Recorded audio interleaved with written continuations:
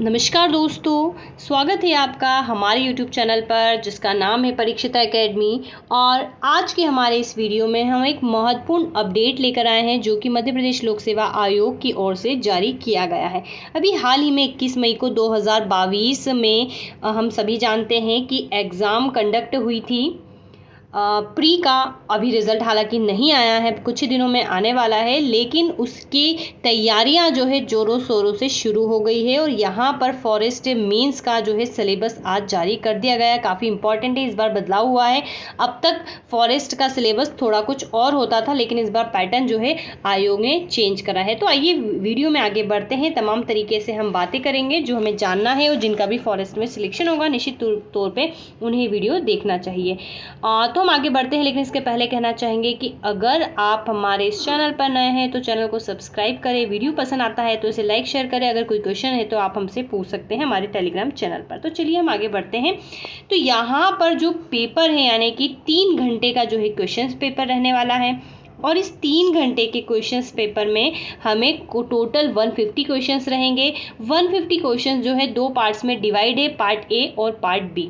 अब यहाँ पर जो पार्ट ए और पार्ट बी है काफ़ी इंपॉर्टेंट है, यानी कि कुल यहाँ पर 15 यूनिट होने वाली है। ऊपर वाले सेक्शन में 5 यूनिट रहेंगी, नीचे वाले में 10 यूनिट रहेगी, और ईच सेक्शन जो है पास होना ज़रूरी है। ठीक है, प्रत्येक सेक्शन में पास होना ज़रूरी है। कितना ज़रूरी है? तो जो अनरिजर्व्ड कैटेगरी के हैं भाई, उन लोगों को दोनों सेक्शन में 40% मार्क्स आना चाहिए।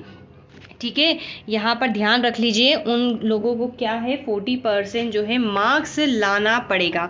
तो ये जो है अपने आप में काफ़ी इम्पॉर्टेंट चीज़ है। यानी कि 40% यानी कि कितना? तो सिंपल सी बात है, 50 क्वेश्चन है तो आपके 20 क्वेश्चन कम से कम सही होने चाहिए। इसी प्रकार से 100 का 40% निकालेंगे 40 प्रश्न, यानी कि यहाँ पर अगर आपके इतने प्रश्न सही हैं तब जाके आप पास समझे जाएंगे। और पास होने के बाद फिर जिसके हाईएस्ट मार्क्स रहेंगे सीट के अकॉर्डिंग जो है उतने कैंडिडेट को सिलेक्ट किया जाएगा, जो भी इनका आधार है। अब यहाँ पर 40% लाना अनरिजर्व्ड के लिए, देन इसके अलावा जितनी भी कैटेगरीज है उन सभी को 30% लाना है। जैसे एसटी हो गया, एससी हो गया, ओबीसी हो गया और ईडब्ल्यूएस हो गया, तो उनको यहाँ पर 10% का छूट दिया गया। तो यहाँ पर ये चीज़ें इंपॉर्टेंट थी। अब यहाँ पर हम सिलेबस की अगर बात करें तो जो एग्ज़ाम प्लान है इसे घबराना नहीं है, क्योंकि 5 यूनिट वही है बेसिकली जो हम प्री के में पढ़ते हैं। प्री में 10 यूनिट होती थी, से हम जब प्रिपरेशन करते हैं एग्ज़ाम देते हैं तो उन्हीं की 5 यूनिट इसमें इंक्लूड है। जिसमें मध्य प्रदेश है तो मध्य प्रदेश को यहाँ पर 3 यूनिट बना दी गई है, इसकी हिस्ट्री, पॉलिटी और ज्योग्राफी।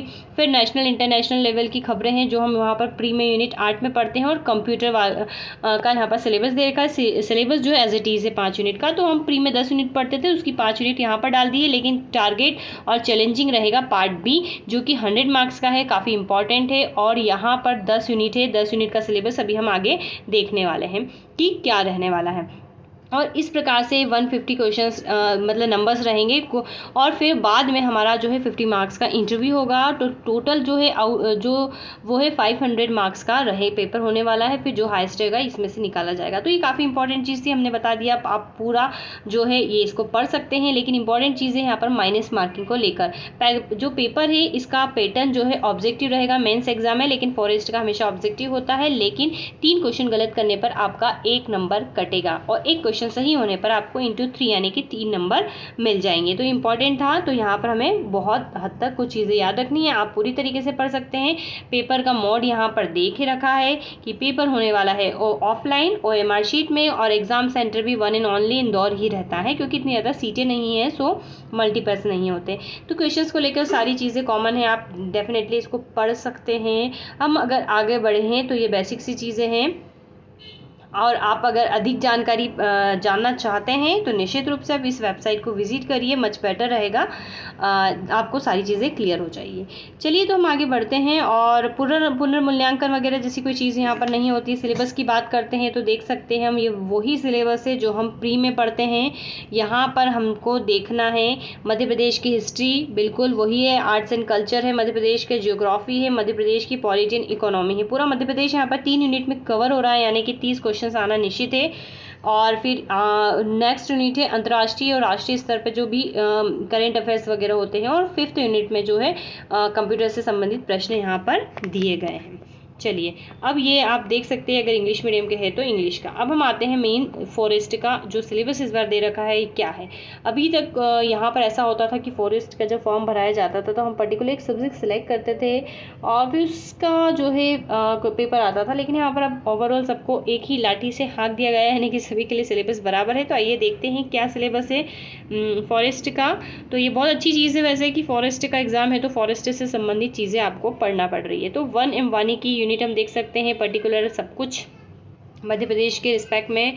एंड वनोपज हमको यहाँ पर देखना है, वन नीति वन निधि आयोग की एक यूनिट है, वन रक्षण की एक यूनिट है, मध्य प्रदेश की जनजाति की एक यूनिट है, ये भी हम जनरली पढ़ते रहते हैं। और फिर यहाँ पर दे मारा है साइंस वाला फैक्टर, तो साइंस वाले बच्चों को निश्चित रूप से यहाँ पर बेनिफिट मिलता है। एक यूनिट केमिस्ट्री की है, एक पूरी यूनिट फिजिक्स की है, बहुत कुछ है, इतना आसान नहीं है सिलेबस को कंप्लीट करना इजीली। और फिर है बायोलॉजी का सिलेबस हम यहाँ पर देख सकते हैं, बहुत डेंजर है, सब कुछ है इसमें भी, तो ये बायोलॉजी का है। और इसी प्रकार से इन्वायरमेंट की यूनिट दे रखी है यहाँ पर, तो इन्वायरमेंट बेसिकली हम पढ़ते रहते हैं। और यहाँ पर मैथ्स की यूनिट दे रखी है, यानी कि 5 यूनिट यहाँ पर बिल्कुल साइंस वाले बच्चों को टच करती है। तो ये इस प्रकार से फॉरेस्ट का ये जो है सिलेबस है। इंग्लिश मीडियम के अगर आप है तो आप इंग्लिश मीडियम का सिलेबस यहाँ पर देख सकते हैं। तो इस प्रकार से ये जो है मेंस का सिलेबस रहने वाला है। तो हम जिस प्रकार से देख रहे हैं ताबड़तोड़ 2022 को लेकर आयोग जो नोटिफिकेशन जारी कर रहा है, तो निश्चित रूप से अब रिजल्ट भी प्री का आने वाला है।